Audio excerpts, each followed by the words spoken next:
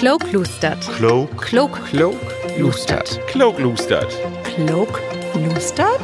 Kloklustert.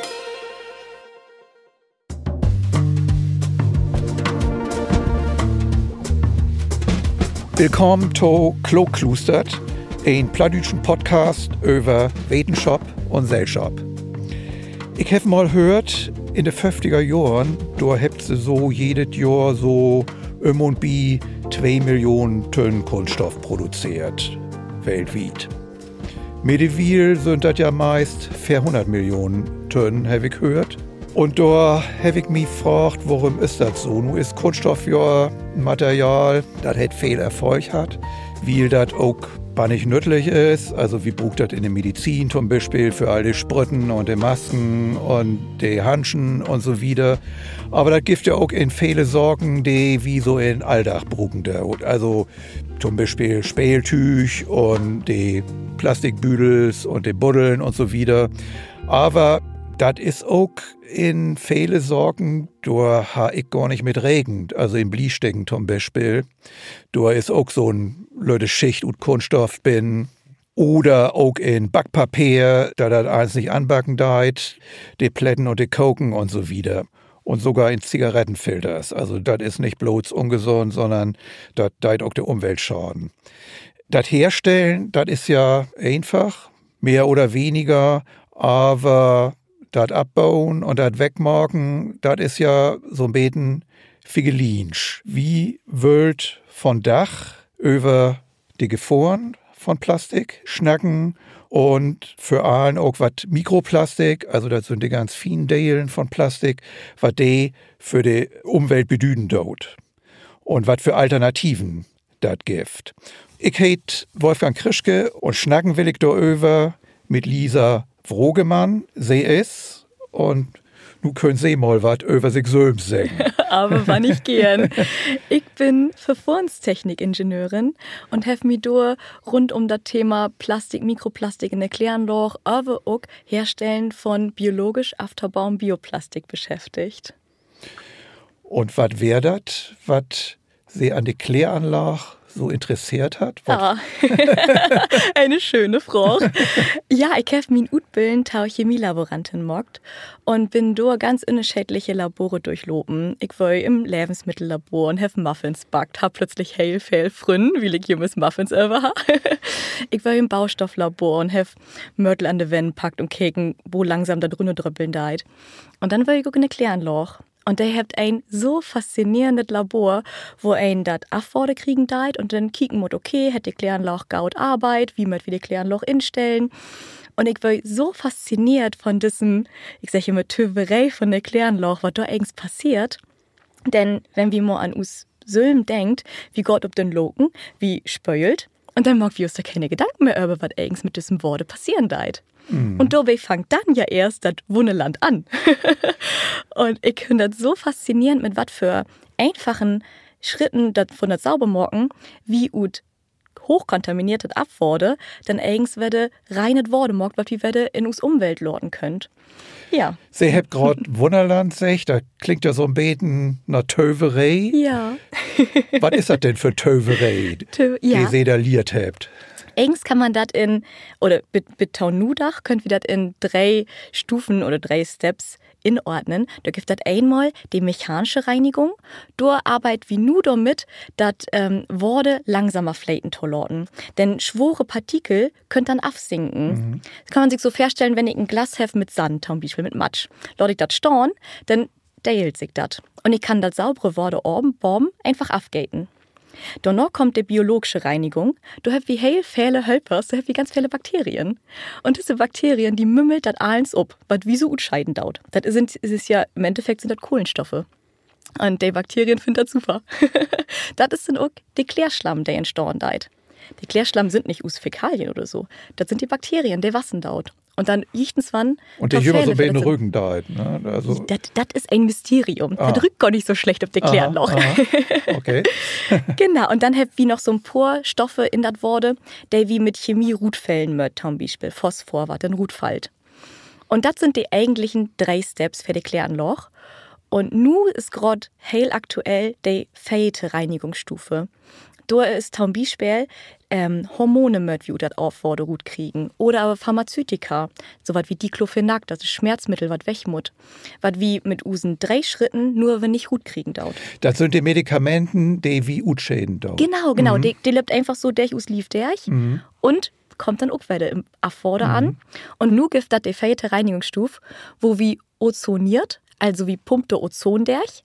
Das ist hochreaktiv und eins Hormone, Pharmazeutika und so, die was upcrackt, kann man sich so vorstellen.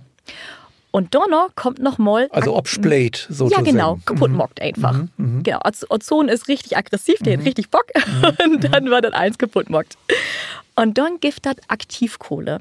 Aktivkohle ist ein bannig spannender Stoff, denn wenn du nur ein lütschen Läppel davon hast, hat das eine Oberfläche als ein Fautballfeld. Bannig spannend. Und durch diese riesige Oberfläche hat der hohe Kräfte und trägt eins an sich ran. Und der trägt dann das Mikroplastik an sich an, in diese lütschen Poren und Kapillaren, was in dieser Aktivkohle binnen ist. Und so kriegt wieder das Mikroplastik fast komplett über das Afforde ruht. Und wird wie das in der Kläranlage nicht gut filtern. Dann kommt das Wette in us Kreiskrieg und großen Lob von der Kring. Wie persönlich wie schäden Mikroplastik gut, ja, wie auch jümes Mikroplastik abnehmen dauert. Aber ganz große Kontaminatoren sind dann zum Beispiel die Wäschereien. Der größte oder 1/3 von der Mikroplastik, was utschäden ward, ist von Textilien, von Fleißpullis oder sowas. Wenn wir das waschen dauert, haben wir jümes Mikroplastik, was immer mit in Afforde kommen dauert. Oder aber auch Afri von Riepen. Wenn wir Auto feuert, dann war das einmal großen Regenschuhe, das kommt in die Kanalisation. Wenn man eine Kanalisation hat, die Regenworde mit in die Kläranlage leiten dauert. Ja, und dann habt ihr das wieder im Umlob. Diese Mikroplastikdeilen, wo groß sind die denn? Die sind so von 5 mm bis 1 Mikrometer. Also bannig lütschig. Das ist so die Definition von Mikroplastik. Und eins, was Lütsche ist, nennt wieder Nanoplastik.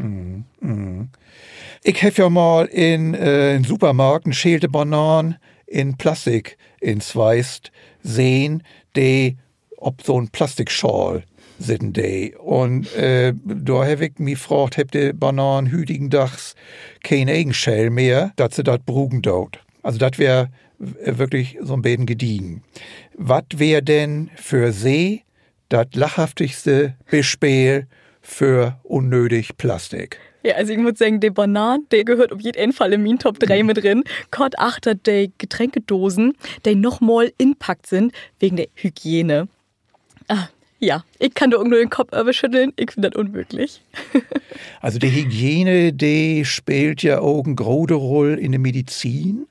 Also da schlackert ihn ja auch mit den Ohren, also was da eins in Schweiß ist und so wieder. Meint sie, das ist natürlich eine schwere Frage, aber meint sie, dass ein Dorf vielleicht auch ein Beten abspecken kann? Und in der Medizin mache ich mir das nicht anmaßen, das zu sagen. Ich würde aber sagen, gerade wenn ein über Plastik differenziert diskutieren möchte, muss ein auch sagen, wo wichtig Plastik oder Kunststoffe für uns sind in der Medizintechnik. Denn wie brugt inerte Stoffe, also Stoff, der mit nichts anderem reagieren dauert, und Stoffe, der sich gaut, desinfizieren und hygienisieren dauert. Wie kennt ja all die Stränden, wo überall Plastikbuddeln und Büdels liegen dort, oder auch die Straßen, die vollmüllt sind. Wenn sie mal so, ich weiß nicht, sind sie ab und an mal an die See? Ja? Ja, ich lebe in meinem Campervan und bin durch Italien und Griechenland nur reist. Und da habe ich quasi monatelang oder über Mond an Stränden lebt, ja. Und können sie das denn noch genähten mit all das Plastik durch? Schwur, richtig schwur. Also ich versuche, ich habe überlegt, okay, wie möchte ich persönlich damit umgehen, damit mir das persönlich damit gaut gehen deit. Und ich habe für mich Silmrut gefunden, den Ort, an den ich ankomme da und den Nacht noch blieben da, möchte ich immer im Beten saubere verlorten, als ich wegfeuere. Das heißt, sie sammelt denn den Strand rein, sozusagen. Ja, rein, gerade in Italien, da liegt Bach wie's Müll, Bach wie's Plastik und so viele Schau. Ich weiß gar nicht, was die hellen Lügen nur mit einem Schau mockt. Da liegt eins mal mit Schau. Und das mockt war nicht traurig, wenn man das so sehen darf. Und ist das Müll, der von der Lü an den Stränden kommt, oder ist das, was anspült ward, ute See? der Großteil was anspült. Das mag man. Auch gerade wenn dann so ein Sturm wäre, dann sind die, das ist so ein Kuddelmuddel und Müll, da wat ein Heil anes. Und ich als eine Person komme da auch nicht gegen an. Nun sind wir wieder Thema Strände und See. Ich habe gehört, dass jedes Jahr so und bi 7 Millionen Tonnen Kunststoffabfall in den See landet. Also das sind Buddels und das sind Büdels und das sind auch ole Fischernetz, wo die Derden sich in verfangen dort und so wieder. Das Plastik, das liegt in ja viele Jahren in das Salzwasser. Was passiert denn eigentlich damit? War das aufgebaut und vermengelt sich das denn mit das Wasser und hätte das Folgen, wenn man den Fisch und Muscheln eten deit, zum Beispiel?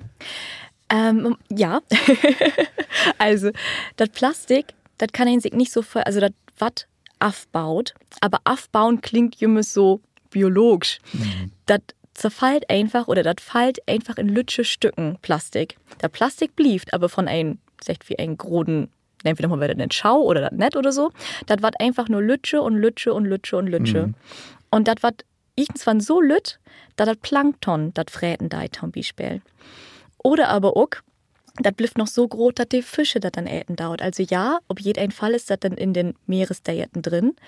Und viele Forscher haben Fische gefunden, die mit vollem Bug verhungert sind, weil die Plastik nicht verdauen können. Aber anderen sieht, gibt das nur auch Bakterien, die gefunden worden sind, die das Plastik verstoffwechseln können. Also die Natur passt sich da an, aber die Natur wie as für eins, bucht halt Tiet dafür. Und kann man diese Bakterien, kann man die insetten dafür? Gaue Froch, ganz spannend, da wird nur viel dran forscht. Nicht nur Bakterien, auch Motten oder aber auch Pockenstöckel, was sagt, um das vielleicht aus Plastikproblem zu lösen. Das andere ist nur, dass wir nicht möchten, dass die Bakterien, Pockenstöckel oder Motten oder so aus das Plastik, was wie Brucken dauert, in die Feuten wegmümmelt dauert. Von daher ist da noch viel Forschung notwendig, aber ich persönlich sehe das als ein lütschet Puzzleteil von das große Lösen vom Plastikproblem. Also ich sammle bannig gern Pockenstöhl. Ja. Muss ich da mit Regen, da ich jechens, wenn dann Pockenstöhl finde, da wo da Plastik bin ist? Mikroplastik ist nun fast überall gefunden worden, ja. Sülm, das habe ich erst lesen, das war mir gar nicht so bewusst. Also ja, in Hatten von den Menschen wurde das all gefunden, also ein Organ, was ja überhaupt nichts mit der Butenwelt zu tun hat, aber auch in den, heißt das Kinderpech?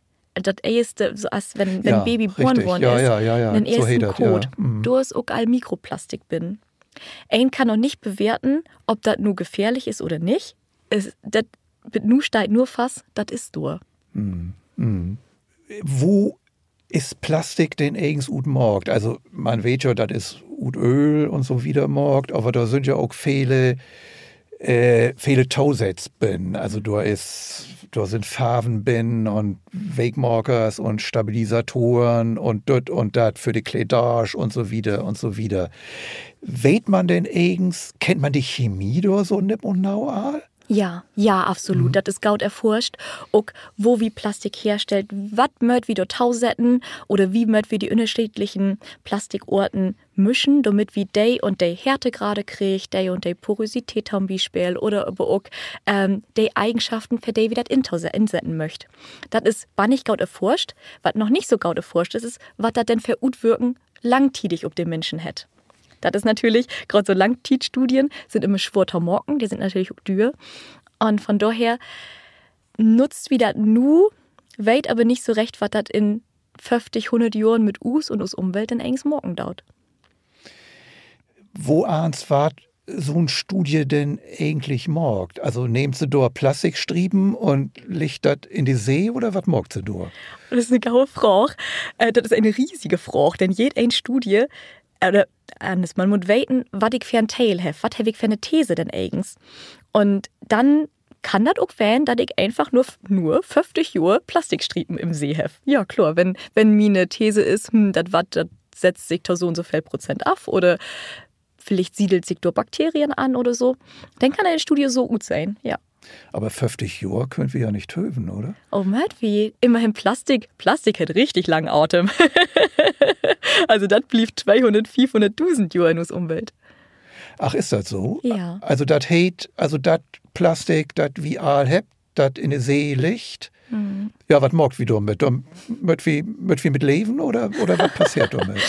Aber ich will gerade sagen, groß sind wie ganz gaut wie das wie damit lebt und so werden die Augentaumocken daut.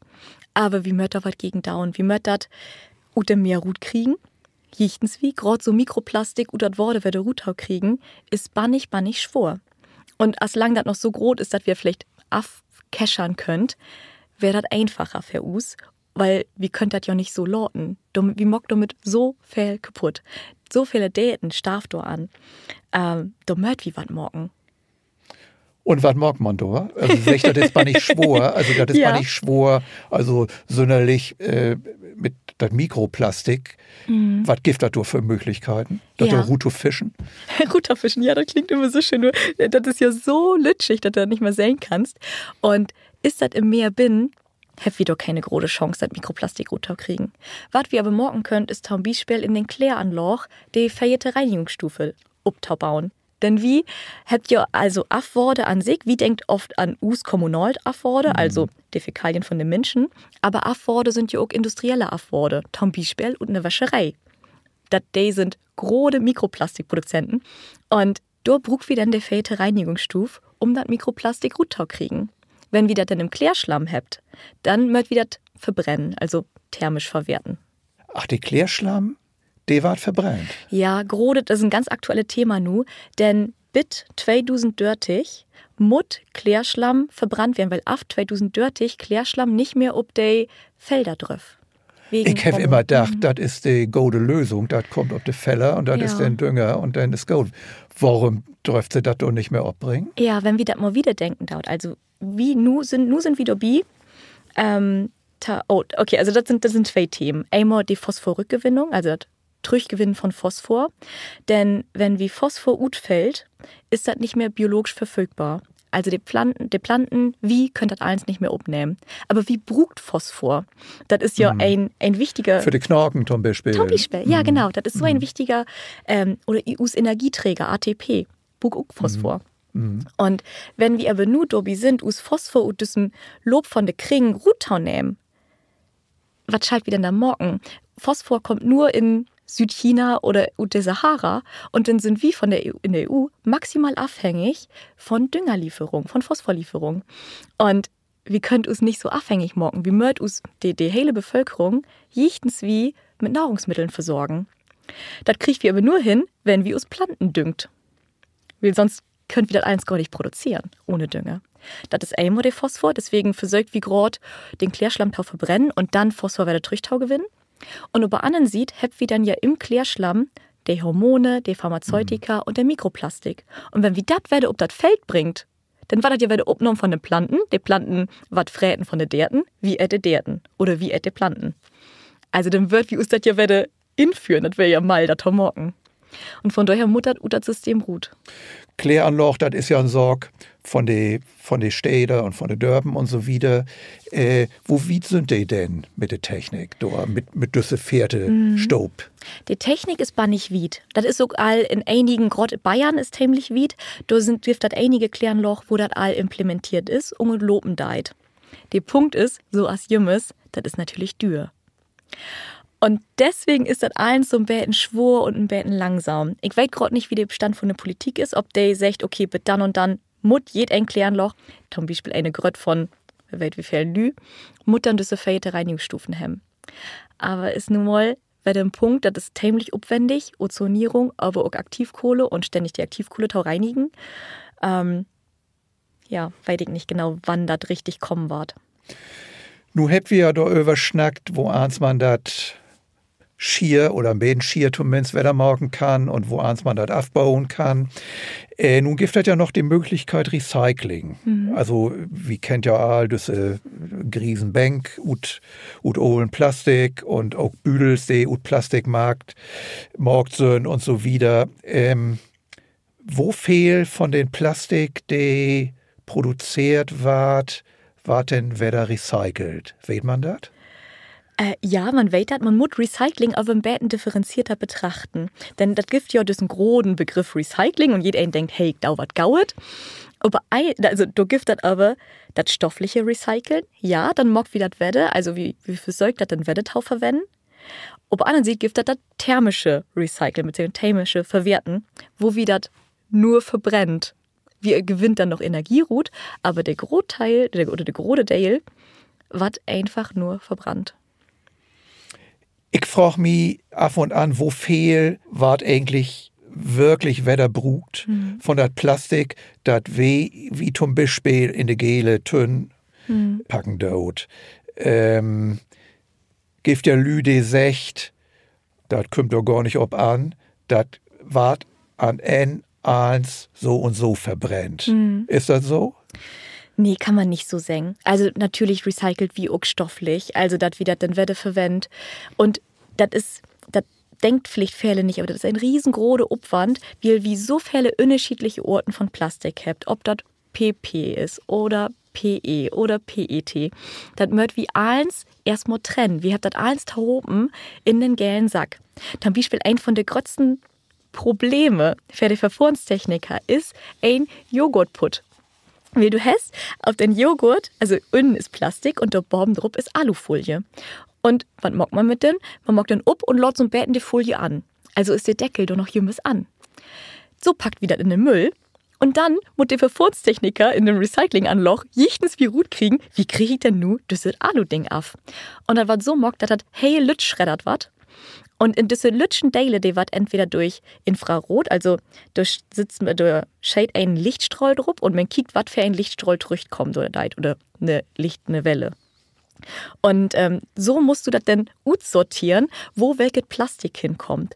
Man mag das auch manchmal, manche Plastik schwimmt Borben obworde, manche Plastik sinkt drinne. Und bis du das hele Plastik erstmal wieder Sorten rein sortiert hast, das ist ein riesen Aufwand. Und das Plastik, was du dann sortiert hast, das kannst du, oder nur im Por kannst du Wette verwenden. Aber von jedem Wette verwenden, war die Qualität schlechter. Dann war das Plastik poröser, du musst jümmes nochmal wegmorken oder so dort morken. Und du musst auch jümmes frisches Plastik oder frisches Grundstoff dort mischen. Also das wäre eigentlich ganz gut, wenn das nicht so viele unterschiedliche Orten von Plastik geben würde. Für das Recycling ja, ich glaube, für us Alldach ist das gaut, das wie so viel, das Plastik so viel unterschiedliche Eigenschaften hat, sonst hat das nicht us eher innerhalb von 50 Jahren revolutioniert oder so ein Siegeszug hat. Sie habt ja in der Industrie lehrt. Gibt das dort Versögen in der Industrie, durch das Plastik so ein bisschen Bäder zu machen für Recycling? Für Recycling, das ist eine spannende Frage. Ja, schon. Ich kann jetzt nicht ein bestimmtes Beispiel sagen oder von einem Beispiel auf alles schluten, aber natürlich ist das in uns Interesse. Und was wie noch morgt oder wo ich ja mehr dran forscht habe, ist biologisch abbauendes Bioplastik herzustellen. Vielleicht könntest du da mal ein bisschen was zu sagen, Fand ich gern. wo sie ob Stunts an forschen dort. Genau. Denn, also ich habe für eine Klärenlocharbeit, habe dann auch mein Bachelor gemacht, dort Arbeit und bin dann nach Island gegangen und habe dort an einem Forschungsprojekt Arbeit, wo wir biologisch abbauendes Bioplastik herstellen wollt und Bakterien. Denn das gibt schon unterschiedliche Orten. Also das ist jetzt nicht, dass das eine Büchse dass das ein Bauch mit Serven Sägeln ist. Wie könnt das all, sieht den 80er Jahren, könnt wie biologisch abbauendes Plastik herstellen. Wie mag das nur nicht? Weil das natürlich teuer ist und viel Energiekosten deit. Und da ist Island natürlich der perfekte Ort für. Denn, was hat Island en masse? Energie. Und da hab wie gesagt, okay, wie kickt mal, was für Bakterien in Island leben dort, die uns einen gewissen Stoff herstellen könnt. Dieser Stoff heißt PHB, Polyhydroxybuttersäure. Und dieser Stoff hat Eigenschaften von den Plastik ungefähr, was wie Nutzen dauert.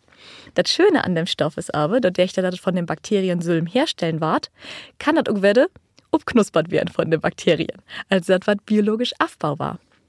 Wo habt ihr denn da forscht in Island? Also wenn ich an Island denke, dann denke ich immer Schorb und Touristen natürlich, das ist Chlor und Geysire und so wieder. Wo wären sie denn dort? Ja, mit dem Mang dazwischen. Also ich muss schon sagen, ich habe rechts auf einen riesigen Barkäken und links sind auf den Fjord, die können die Wale sehen durch. Da sind ein paar Islandpier rumloben. Also das hört sich gut an. Das war ein wunderschöner Ort. Also jeder, der mal Island besuchen möchte, kiegt mal nach Akureyri. Das ist hell im Norden und das war so echt als die Hauptstadt von Norden von Island. Und wo viel Lüd wohnt da? um 20.000. Ja, das War ist, nicht so. Ja, Ja, wenn man sich vorstellen darf, die hele Insel hat 350.000 Einwohner. Das ist so als Brunswick. Also wirklich gar nicht viel Lü. Und die Grotte lebt dann in der Region Reykjavik. Ja, und Akureyri hat eine eigene Hochschule. Und da wird das ein Forschungsprojekt, weil Island hat von den Wirtschaftsstandort Island gibt das eigentlich nur Fischerei, Tourismus und Aluminiumindustrie. Und wenn man sich das mal so ankicken deit, wo fix weil der Tourismus ob Null feuert in den verleden Jahren. Das ging ja von heute morgen. Dann ist das wegbrochen. Die Fischerei, das wird jemals weniger, je mehr dann auch der Müll im Fjord landet. Und der dritte Punkt, Aluminiumindustrie, das ist eine von den dreckigsten Industrien, die du haben kannst. Aber die Energie ist so günstig in Island. Habe ich auch nie nicht mit Island in Verbindung gebracht. Also. Das ist ganz schön gruselig, wenn man merkt, okay, die schippet das Aluminiumoxid taun verhütten nur Island, um das dann wieder in der Welt zu verteilen. Nur weil dort die Energie so günstig ist. Und das lohnt sich auch noch. Das ist total mal. Aber Island muss natürlich ein bisschen von wegkommen. Und von daher habt ihr recht viel Geld in das Forschen von zum Beispiel Bioplastik und PHBs investiert. Aber auch und Algen, weil Island ja auch so viele Algen hat. Wir haben viel mit Alginaten forscht, ob wir da Folien drüber morgen könnt. Das war nicht spannend, war ein schöner Spielplatz für mich auf jeden Fall. Und habt ihr da richtig was Rut von, was ihr buchen könnt? Ja, das ist ja, als ich als Secht habe, das ist jetzt nichts, was wie nicht weit. Das Problem wo wir anwehren, ist, wie kriegt wir das wirtschaftlich hin? Da das dann nicht nur ob Island sich rechnet, weil dort die Energie so günstig ist, wie mockt wir das auch zum Beispiel Deutschland so was herstellen können oder so. Da sind wir aber noch bannig weit von weg. Also, über einen sieht, möchte Ölindustrie und Plastik natürlich das nicht so richtig. Und das ist viel teuer gerade noch. Für das, was sonst eine Plastiktüte oder ein Plastikbüdel kosten deit, können wir bewiesen kein Bioplastik, biologisch aufbaubares Bioplastik herstellen. Du warst ja viel über Bioplastik schnackt. Und also, da konnte man ja so denken, naja, wenn das Bioplastik gibt und wenn ich Bioplastik kommen do, dann ist alles gut. Also dann war das irgendwo aufgebaut und so wieder und dann geidert wer in den Kringlob mit drin und dann ist alles gut. Können Sie da was zu sagen? Ja, bann ich gern. Denn ich lüfte Mund noch mal viel Chlore überschnackt waren. Denn Bioplastik klingt so schön grün, das klingt noch ein Gaun gewähten, ich grob nur noch Bioplastik, dann mag ich die Welt einen besseren Ort. So öch oder so einfach ist das leider nicht. Denn man muss unterscheiden zwischen Bioplastik, was biologisch aufzubauen ist, und Bioplastik, was sich nicht biologisch aufbauen kann. Das Bioplastik ist dann zum Beispiel die Stärke von der Kartoffel oder von Mais herstellt, aber wenn wir das in die Umwelt schmieden dauert, dann baut sich das nicht auf. Heißt aber trotzdem Bioplastik. Und man kann da wunderbar mit Werbung morgen. Das Wichtige ist, dass das Plastik sich auch aufbauen deit. Und das in der Scheiden muss ein einfach mal klar werden. Denn es gibt zum Beispiel eine Werbung von Coca-Cola, da sagt er, wir haben 15% Bioplastik in uns Buddel mit bin. Und der hat so eine riesige Werbung mitgemacht, eine große grüne Kampagne. Und da muss man sich erstmal überlegen, okay, wo wenig ist eigentlich 15% und was ist das für ein Bioplastik? Mir bringt das nichts. Okay, wie sporten betten Öl mit in, okay. Aber das bringt nichts, wenn das dann trotzdem in uns Ozean endet. Wenn ich in Kopendau, kann ich das sehen, was das für ein Ort von Bioplastik ist? Steigt das da borven ab? Schwur natürlich, wie die dann Bioplastik produziert, was nicht aufzubauen ist, möchte das ja eigentlich nicht. Die schrift groß Bioplastik drauf. Und die meisten PLAs zum Beispiel, die sind nicht biologisch aufzubauen. Das gibt so ein Bäten Folie, das fühlt sich so ein Bäten rauer und knitteriger an. Der ist biologisch aftaubauen. Oder aber wenn wie Kompostbüdels köpt, da gibt das ein gewisses Taken drup. Und das sagt, die sind kompostierbar. Wenn man da am Bäten drup achtet, dann sieht man das. Denn das gibt gewisse Regeln. Zum Beispiel in der Kompostanlage muss sich ein Büdel innerhalb von 6 Monaten komplett aufbaut haben. Weil sonst kann die Kompostanlage da ja auch nichts mit anfangen, wenn der 2 Jahre bruken deit. Und da kann man drauf achten, ja. Ja, ich habe einen Schreber geworden oder besser gesagt, also meine Frau, die ist da der Boss, aber ich, so für die großen Arbeiten bin ich da zuständig. Und wie habt ihr ab und an den auch, also meist schmied wieder so, ob den Kompost, aber ab und an habt wir auch so Büdels. Und das heißt, du hast schuldig denn achten, dass die, also so eine Borven sieht habt, die so ein bisschen rusig ist und da kann ich erkennen, dass das sich richtig aufbauen da. Gerade bei den Büdels, du musst eigentlich drup storn. Das ist taken kompostierbar. Wenn man da am Bäten drup achten deit, dann geht das eigens. Und gibt das so bestimmte Produkte, die normalerweise in, ich sag mal, goldet Bioplastik inpackt sind und andere, wo das nicht so der Fall ist? Ich kann das gerade nur aus Island sagen. In Island gäbe das zum Beispiel so ein Äten to go, wie so einen gewissen, und der hat groß Werbung gemacht mit, hey, das ist ein PLA. Und jeder hat das genommen und mitgenommen mit Gau und Gewährten, hat nicht seine eigene Dose oder so mitgebracht.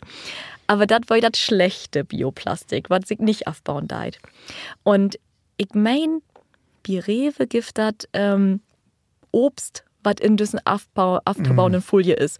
Ob man nur Obst und Gemüse in Folie bruken deit, ob man das nicht ohne Plastik köpen kann. Ja, glick so köpen deit. Genau, was ist das allernachhaltigste, was wir morgen könnt? Gar kein Plastik. Gar kein Plastik, genau. Genau, das bringt mich zu dem nächsten Punkt, über den wir ja noch schnacken mögt. Also wir habt darüber schnackt, wo eins das vielleicht aufgebaut werden kann und recycelt werden kann, aber ja, welche Möglichkeiten gibt es denn, ja, auf Plastik ganz zu verzichten? Also zu sagen, also wie sport das in?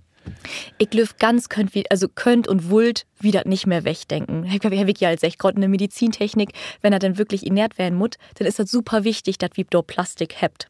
Aber in uns Alldach könnt wir ganz lütsche Sorgen machen, um ein Bäten auf Plastik zu verzichten und ein Bäten nachhaltige Wette zu leben. Und das sind so einfache Sorgen als ein Büdel mit zu nehmen, wenn wir inköpen, dass wie nicht jemals ein Plastikbüdel brugt. Oder aber auch, wenn man einen Kaffee to go nehmen deit, sich einfach seinen eigenen Bäcker mit zu nehmen. Das ist nun echt nicht viel Aufwand. Also, das ist ein Bäcker dabei zu haben. Oder den Pott. Dann aber auch, gerade für Frunslü, ein kann auch nachhaltige Menstruationsprodukte benutzen und muss dann nicht so furchtbar viel Abfall produzieren dabei. Mag das so viel gut? Das mag viel gut, ja. Das ist also, ich kann das nur sagen, ich bin umsteigen und ich bin nicht froh darüber, weil ich nicht mehr so viel Müll habe. Und das sind so lütsche Dinge, wo ein sagt, hey, das ist nur so ein Bäten, was ich morgen dauert, was ja vielleicht nicht so große Utwirken haben, aber jeder von uns ist verantwortlich. Ob das die Politik ist, ob das die Industrie ist, ob das du und ich sind. Und ich denke, als bald ein lütsche Schritte mocken deit, dann könnt wir auch alte Hopen in die richtige Richtung gehen. Ja, wie schnackt ja nur platt über ein wissenschaftliches Thema? Ist das für Sie, ist das Begäng oder ist das was Besonderes? Oh, das ist schon was Besonderes. Ich schnack so gern über dieses Thema und ich schnack gern platt und das da Hopen ist natürlich wunderbar. Ja, also ist was Besonderes. Ich habe aber ich produziere mit einem Freund, mit der Leven Hilker, da hoben einen plattdütschen Podcast, der heißt Party, Platt und Plüschmors. Und da schnackt wir über Heilfeld haben. Nicht nur über Wetenschap, auch über Wetenschap, aber über eins so Plattdütsch. Und da habe ich auch einmal über meinen Tiet in Island vertellt und dann auch über das Bioplastik. Wir haben mal eine hele Folge nur über Kläranloch und Loken und eins mögliche mockt, eins wilde rund um die Toilette. Ja, von daher habe ich da einmal überschnackt, aber ich freue mich jemals werde, wenn ich da über Plattdeutsch schnacken kann. Gibt es denn vielleicht auch den einen oder anderen Kollegen, mit dem Sie auf Platter überschnacken könnt? Nee, gar nicht. Ich habe wirklich keinen Kollegen, wenn ich so über nachdenken darf, und der nicht auf Platter überschnackt habe. Nee. Das muss ich ändern. Als Schulmeistersche denn. Absolut, ja, der kommt alter Mieter und Plattdeutsch-Kurs und dann noch was schnackt. Und wo habt ihr das liert? Das ist mein Muttersprach. Mein Papa hat nur mit mir platt schnackt, mein Oma auch nur. Und mit meiner Mama habe ich nur Hochdeutsch schnackt, so weil das gerade so am Frühstückstisch, weil das immer ganz witzige Kuddelmuddel, wenn ich Papa ankerken habe, weil das platt und dann der Mama kerken, da war das dann hoch.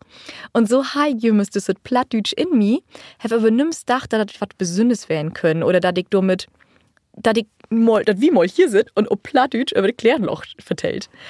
Und ich habe das dann wieder entdeckt, als ich auf Island wäre, im Lockdown und dachte, okay, ich möchte irgendwie morgen was Menschen einen Mehrwert bieten deit. Aber was kann ich, was Menschen einen Mehrwert bringen deit? Und so bin ich dann auf Eat Platt Love gekommen, wo ich bei Instagram Plattdeutsch spielen darf. Ja, Frau Vrogemann, vielen Dank für die Schnackerei. Hat mir bannig viel Spaß gemacht, muss ich sagen, wäre interessant und vergnüglich. Liebe Tohörerchen und Tohörers, wenn ihr zu Hus nicht allwör verstanden habt, dann kiekt in die Shownotes oder Infos. Da habt wir einen Listmark mit neue Wörter oder Thema. Wenn ihr noch andere Fragen an die Gäste oder Rückmeldungen habt, schreibt uns gern an info@niederdeutschsekretariat.de. Das wert von Dach von us, wieder geitert in der nächste Folge mit Kloglustert.